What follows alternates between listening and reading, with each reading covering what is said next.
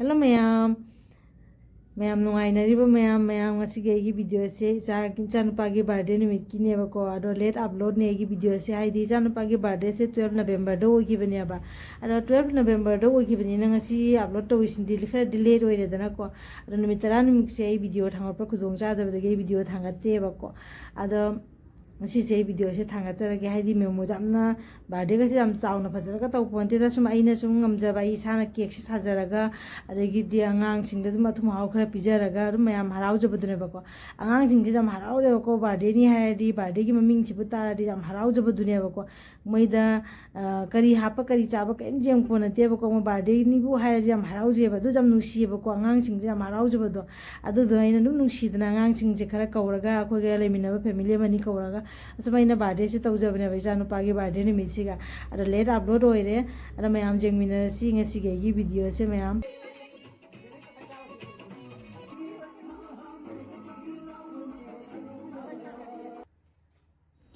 असकलैना लौसे cake की better सानबगीदमक्तनेबको cake की better से सेमनबगी अहामदा मयाम अइना केक की बेटर सेमबगी वीडियो मा थांगतखिबनेबको अदुगो दुम अदुगा चमानैको अइना बेटर सेमिसे अदो सिगा बेटर से फजना सेमगा केक की टिन से लौरनेबको केक की टिन से अइना अहानबदा 2 टायर गे मगा अरे सिंगल टायर मगा सादुनेबको 2 टायर गी से मखा की टिन से खरा अचौबा टिननेबको असिगा थाव खरा हापगा थाव से हाना सिंदुंगा संदोनीना अदुगा अमकमु मैदा खरा चाइरगा अइना सेम बेटर से हापतुनेबको असिगी टिन अचौबसिगा टिन मचागा पुल्लगना 2 टायर से ओइदुनिना अदो टिन अचौबसिगा टिन मचासिगा पुल्लगा अइना सारिबा केक से किलो की चांगदनेबको अदो खाइदो खाइजिन तौरगा हापिनेबको हाइदी अचौबसिना खरा हापे मचादुगना खरा लिगना हापगा सुमाइना तौरगा अइना केक से सादुनी मैम अदो केक की बेटर से सेमबगी वीडियो से ममांगी वीडियो मदा अइना थांगाचखरे मैम अदो हंजन हंजन उतपदुदि मैम सु जेंगनिंगोय हाइदना अइ अदुदि उतरेबको असिनि मैम से तिन्ननी सिगा हापतुनेबको अचौबसिना होरेन मखादा होइदुनी अदुगा मचासिना मथक्ता थांगनबगिनेबको असे किलो की हिसाबता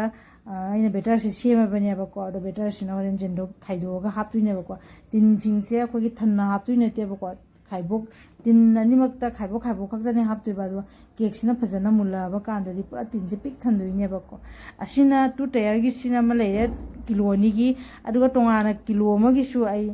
केक से सानेबको अदो पुंजलगा किलो की केक नेबा इना अपुनबा केक से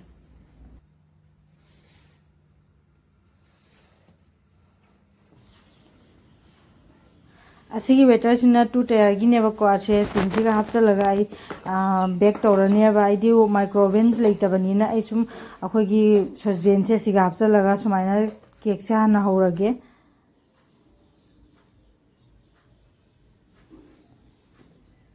केक से नाकन अनिमक्ता चप मानना थांगलीनेबको माने खरा चाव पतिला अमदना मखागे चौबा पतिला सिगा हापचले अदुगा खरा अपिकपा मागी तिनदुना पतिला मचा सिगा हापचलेबको सुमाइना मता चारु बाय तारे असिमुगी सॉसपेन से अंगोंदा लैयेबसे खलुदेबको असे चही मरी मंगा ममांगदा सुम लैगिबनेबको अदो सिजिन्नदबा अदो मसी केक साबसे जाम चानारेबको मता चानबा हाय तारे असमाय तो रानी हे चमाना थांगलगा ए मिनिट 35 कुनगुंबा थमनेबको मिनिट कुनगुंबदी दुम थमी खतंग मुनजन्नबगी आइना कैना आइदि माइक्रोवेव नतबनिनने अरे सुमाइना बेक तौरे आई असिसे मिनिट 35 कुनगी मतुंगदि खरा खरा दुम कामगलकपनि यम खरा खरा मथक्ता काखलेबको आइना ngasai tinda हाउखिबदुदि पुरा थलना हापोनतेबको खाइबोकि मखादा हापनेबा हजि खरा खरा तौना कामगलेबको असे ngaले फजना मुल्लगल सु लेरमे जियong सिंग ngaले लेरगा मु जियंगबदि जियong जुम पुरा फजना मुल्लबनिना थांगदरगा जियंगेबको थांगदरगा आइना टूथपिक अमा सुनमझलगा जियंगेबको टूथपिक से नमझलगा जियंग मतमदा करिमबोंना पक्तरेबको जाम फजना केक से मुल्लेना खंगेबको अदो ngasai अमा सिदि केक से मचानिने को माना जामना जांग मुनबसी हेजन खिदना मचु से खतंग लेसनग्रेबको असिसिना चपचाना फजना मुल्लेबसे जेंगबदि माने खतंग वाउतक लेरे अदुगा मुनबदि चपचाना मुल्लबनि अमसिना खतंग केक की टिन से पिकपनिना मैगी सरुक्तो जामना साबगी हिट तो जामना हेजनबदना खतंग गांगलब चटपै वानेबको अदो आइना सुमाइना क्रीम से सेमगने क्रीम जुइसाना सेमजरेको क्रीम जुइसाना सेमजरगा क्रीम से कमायना सेमगेना हाबदो अदुगी वीडियो दो आई कोना दुम शेयर तौजरके को क्रीम सिसु साना सेमगने को सुमायना हापे का डेकोरेशन से दुम तौसलेबा जामना हिंजनदी तौररोय को जाम चमतकना डेकोरेशन खरा तौसलेबा को केक डेकोरेशन से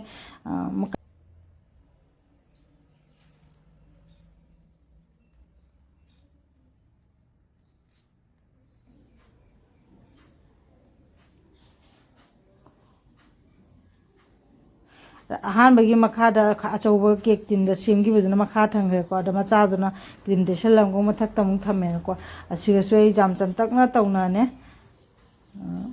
डेकोरेशन मचा मा तौसले असिना टू टायर गी मा लेरे को अदुगा असिसिना हुजिक सेमिसिना को असिना सिंगल ने बको सिंगल टायर गी ने बको असिगी चु केक पुरा मकोक दे सेम दु चमाना केक हौबे मुंग दुने बको अदुना उतरे अदुगा असिसिना मु सिंगल टायर से सेमे को असिमाइन तौरगा केक से अइना सेमजरे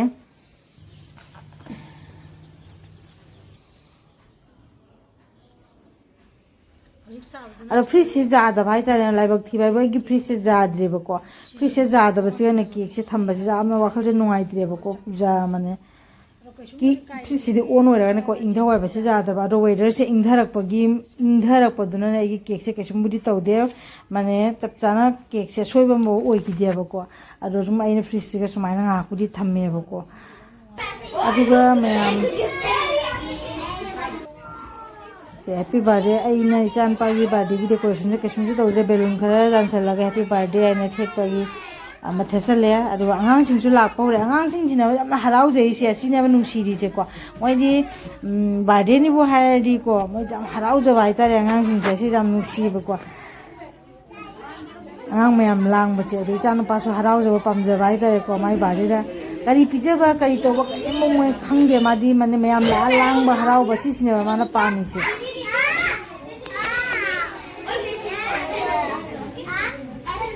अन्नू अभी बना रहे ना ये साइड हम भी बना रहे हैं। हाँ बना रहे हैं तेरे को देखना है ना सारे बच्चे अभिजीत के बर्थडे के लिए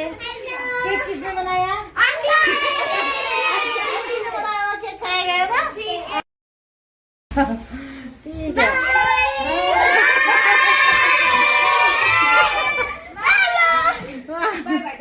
हाय बोलो हाय हाय बोलो हाय बोलो तुस्ती हाय बोलो मम्मी कहाँ है मम्मी वाह तुस्ती मम्मी कहाँ है हाँ गार्डन में मम्मी कहाँ है इसका तुस्ती का आ रही है ना हाँ कॉम्प्लेक्स बंद है कॉम्प्लेक्स में क्यों जाना है आंटी अभिजीत ने पर्सनल दिया है पर्सनल गिफ्ट दिया है देखो बाबा वो कार्ड दिया है ना खुद बना के दिया एक महीने पहले मुझे पता भी नहीं है पता है जब नवंबर आए इतना खुश है ना इसलिए बना रही मैं जन बना को ग्रीटिंग कार्ड से सारगा मानने बर्थडे कार्ड से सारगा मयाम द पीबा होरमेबको अइंगोंदा का हाइदबिदा बर्थडे है हम हराउजबा हाइतारे आंगांसिंग आंटी ट्यूशन आंटी को भी दे दिया ट्यूशन आंटी को भी दे दिया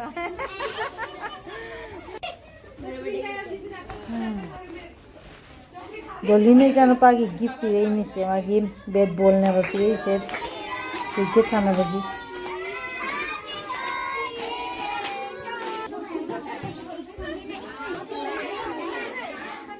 वो इतना बड़ा इतना इसे वो प्ले नम तो तौरोबा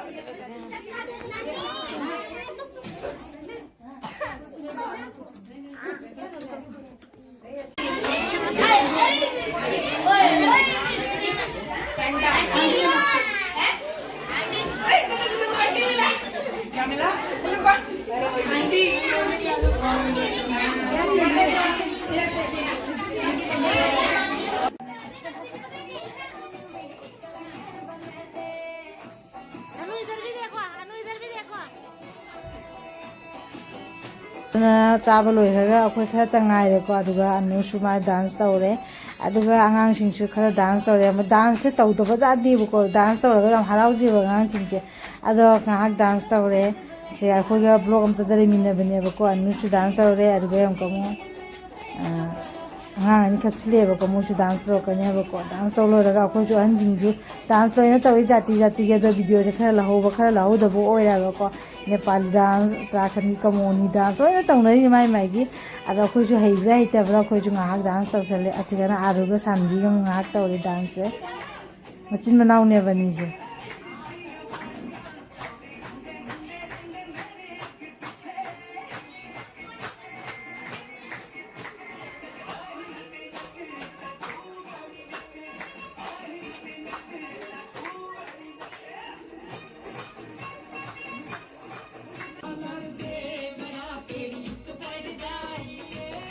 ꯑꯉꯥꯡꯁꯤꯡꯒꯤ ꯂꯣꯏꯔꯦ ꯑꯍꯟꯁꯤꯡꯒꯤ ꯑꯃꯨꯛ ꯇꯧꯈꯠꯂꯦ ꯁꯤꯒ ꯑꯍꯟꯁꯤꯡꯒꯤ ꯑꯃꯨꯛ ꯑꯁꯤꯅ ꯍꯤꯃꯥꯆꯜꯒ ꯀꯔꯤ ꯔꯥꯖꯁꯊꯥꯟꯒ ꯄꯨꯜꯂꯒ ꯗꯥꯟꯁ ꯇꯧꯔꯤꯕ